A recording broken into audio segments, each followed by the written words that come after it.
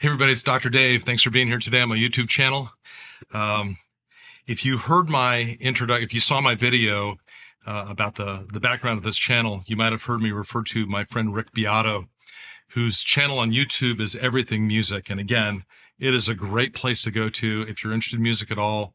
He is a wonderful guy. He is extremely knowledgeable. And it's a great place to be on the internet. It's a very healthy, happy place to be to learn about music. And if you're into music at all, it's a cool channel. So I encourage you to be one of his more than 4 million subscribers that he has. The reason I'm talking about him again is that recently he posted, a video which was somewhat in my lane. It's called Musical OCD. The thumbnail, it's his picture, and it says Musical OCD. Now, the video is great. He talks about, and you should go watch it, as you should watch other things on his channel, but he talks about his perfectionism in listening to music and what he's really expecting from a piece of music. And he's talking about what's really important. He is a very discerning listener. He cares a lot about rhythm. He cares a lot about what he likes and doesn't like, but he sort of says, I've got OCD, which tees it up for me to say, no, Rick, you don't have OCD. And if your mom says she's got OCD, she doesn't necessarily have it. Let's talk about what OCD really is. People say, I'm obsessive, therefore I have OCD. Well, here's the deal. What OCD stands for is Obsessive Compulsive Disorder, okay? The D is disorder. So disorder means that you are significantly impaired. It's a problem. You don't go to the doctor for necessarily for a little muscle soreness, or you want to have your hair cut a little differently. You don't get medical attention for things that aren't medical. But if you have OCD, it's a bad problem. OCD is a bad problem. We're going to talk about it here, but being discerning and being a good listener, I know it's all tongue in cheek. He says right in his description, people call me obsessive, but it was clickbait for me, and I got it. It was great. So Rick, thanks for tuning up for me so that I could talk about OCD, what it is and what it isn't. Many times when people talk about OCD, they're really talking about OCPD. A lot of people don't talk about that because it's got a fourth letter. OCPD stands for Obsessive Compulsive Personality Disorder. Now, the D still stands for disorder. So it still has to cause a problem, because the basic medical wisdom is it's not a disorder if it's not a problem. You got to have a problem to have a problem. And if it's not a problem, it's not a problem. So you don't get a disorder just from having some words in front of it. You have to have a problem. Obsessive compulsive personality disorder is the person who really can't stand for you to have the socks not folded a certain way, and they're missing work because they can't stand to not fold the socks again. They have to have things in a certain way, or it really bothers them such to where they have to stop their work and they have to do something different. Now, there's arguments about whether or not this is chemical. Doesn't really matter so much to me, because the easy solution is, if you think you have a chemical problem, the best way to test it is not to argue about it. The best way to test it is take a medicine and see what happens. If it improves it, it was chemical. If it doesn't improve it, it wasn't. So that's troubleshooting right there. But OCPD is something that I think, even if you wanted to talk about it, that's the person that just has to have their glasses and their mouse perfectly arranged. And if they're not, they're a little bit uncomfortable. That's OCPD. What's OCD? The hallmark symptom of OCD, Obsessive Compulsive Disorder, is getting a thought in your head that is wrong, that you know is wrong. Now, the medical word for knowing that something's wrong is insight. So if you have insight into something, it would sound something like this. Dr. Holmes, here's my problem. If I don't count to three times within 3 minutes, 3 bad things are going to happen. So that's a patient with obsessive compulsive complaint with a classic unwanted intrusive thought, a thought that's in their head, and they say, it doesn't make any sense. It's stupid. I know it's stupid, but I say 3 prayers and that makes it go away. Now, when is that a disorder? I mean, I'm the guy that has to stand at my door for my garage and say, okay, it's Saturday night. I've locked the door. The lights are off. It's Saturday night. I repeat that because I don't like to get home and say, did I forget to lock the door? Well, that's not a disorder. That's an order. That's a good thing. I'm paying attention. We want you to pay attention. It's a disorder when I get 3 feet back, I step away 3 feet from the door and I say, okay, I have to do it again. Have to open that door again. Lights are off. It's Saturday night. Okay, Saturday night, close the door. Okay, can't get in my car because I have to go back and check it again. Next thing you know, I've spent 10, 15, 20, 30 minutes, an hour checking that door, and I can't get away from it unless somebody comes in and interrupts me. That's obsessive compulsive disorder. The key to insight is that if you don't have insight, if you believe the Martians have landed and put a chip in your head and you think that's real, well, that's what we call psychosis. That's not an unwanted intrusive thought. That's not OCD. So the way we differentiate psychotic experience from OCD is that if you know it's not crazy, you have what's called insight. I'm sorry, I said that wrong. If you know that what you're doing is wrong, you have insight, and that means you are not psychotic. You are not crazy, to use the lay term. What causes OCD?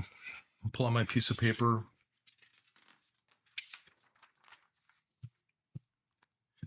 And my Sharpie, standard 2 lines, high, low, normal range. We don't really know so much about this. Here's the 2 things we do know. Well, I shouldn't say we don't know so much. I would say that it's a little confusing sometimes because patients respond to 2 different types of treatment. Obviously, in my description of this, it sounds like a thought disorder, right? It's too much thinking. Can't stop thinking about something. And if you haven't seen the videos about overthinking, I have those on the YouTube channel. You can refer to those. But basically, the long and short of it is if you're making too much dopamine, you're likely to think too much. Too much dopamine, too much thinking. Overthinking. So if you're overthinking about the 3 things you have to do and the ritual of 3 and the number of 3 and doing 3 ritualistic behaviors to make 3 bad things not happen because you're focused on the number 3 and you know it's ridiculous, but you can't stop doing it. Well, that sounds very much like an overthinking problem. And it's absolutely true that medicines that push down dopamine help that. So if you're struggling with that, if all you remember from this video is, okay, I'm going to go to the doctor and raise my hand and say, I think I might be making too much dopamine because I can't stop thinking about stuff. Describe it to your prescription writer, see what they think. If they agree with it, then you can talk about the possibility of getting medicines that push down dopamine. So those are medicines like Zyprexa, Seroquel, Abilify, an older one which I use a lot, which is Perfectionism. These are all medicines that push down dopamine, the dopamine suppressors. Those help people with excessive thinking, and many times when their excessive thinking is obsessional, then that helps. But the other thing that helps these people, and this is I believe this is still off-label, and if you just to refresh people on what off-label means, these medicines were not officially approved for obsessive compulsive disorder. But if your patient agrees and you have a working plan together and it benefits them and they benefit from they accept the risks and benefits, it's a good idea. The ones that are approved, the major one that's approved is a medicine called fluvoxamine, Luvox. And that's a major tool. And what Luvox does, it's a serotonin booster. The major difference between using medicines like this and using Luvox is that Luvox is one that's going to take weeks to work. The dopamine suppressors, sometimes they work in 3 or 4 days. So from an urgency standpoint, sometimes I lean on these a little bit more to help give a patient some comfort. But either one of these approaches works, which raises the question, what really causes OCD? And I can't really answer except to say that some people benefit from serotonin boosting with medicines like Luvox, and also, even though it's not, I don't think, officially approved, it's off-label, but I use Prozac as well for that because it's a strong serotonin booster. High-dose Luvox and high-dose Prozac oftentimes helps those thoughts soften. Now, what's interesting about OCD is most people that you help in treatment for OCD, the thoughts never actually completely go away. So if you're in treatment and you're waiting for the thoughts to go completely away, they typically don't. And here's my approach to that. I generally don't ever see somebody that comes in and says, even after a month or 2 or 3 years of successful treatment, that they never think about those thoughts. What I do hear is that the thoughts, instead of being up in their face, right here, the thoughts are now sort of away from them and on the table and then folded up and then put in a book, and then the book is put on the shelf. Now they can pull the book off the shelf, open the page, and access the thoughts. The thoughts are always there, but the key is that they know that they're not right and they don't get stuck in the rituals. I mean, we all have probably thoughts that get in our head that don't make any sense, but you don't want to waste significant amounts of time in your life on something that is just, is just holding you back. How I measure success most often with patients that actually have actual OCD is how much time do they waste.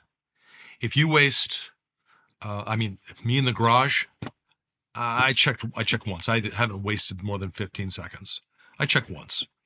But if you're at that door for 5 or 10 or 15 minutes, and sometimes you'll find yourself wasting hours in a day to clear those thoughts or to manage those thoughts, that's clearly excessive, and you don't want to live with that. So that's a reason to raise your hand and say, look, doc, I don't know what you can do for OCD. I think I've got it. I'm not joking around. I'm not making a music video about being very discerning in my listening. Rick doesn't have OCD. He's a discerning listener. And I think it's important to understand that the last letter of OCD is D. It's got to be a disorder, and that means you're wasting time. That's principally how people know that they need help for OCD. So if that's what you're struggling with, if you've got a friend or family member that's struggling with, show them this video, bring them to the channel, get the understanding that this is medical, not mental. Get an aggressive approach toward, I'm going to raise my hand and ask for help. Don't let this waste a bunch of your time. And anybody who writes a prescription legally in your state can help you with a medication trial. I hope this is helpful to you. I'm enjoying doing these videos. Thanks for being here. Thanks for coming to see me.